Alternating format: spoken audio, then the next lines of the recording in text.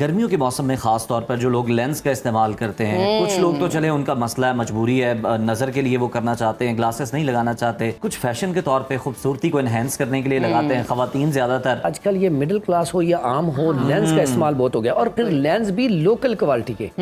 एक तो लेंस अच्छा हो, इस्तेमाल कर सकते हैं, दूसरा बाहर धूप में एहतियात करनी है क्योंकि जैसे ही पसीना आएगा तो पसीने में नमकियात होती है। बिल्कुल। और दूसरा जब लगाती हैं ना, मेकअप भी औरतें जब करती हैं या लोग ये बालों के लिए स्प्रे इस्तेमाल करती हैं, अगर हल्का सा भी केमिकल इन दिनों में चला गया तो वो बड़ा साइड इफेक्ट पैदा करेगा, इन्फेक्शन हो जाएगी उससे।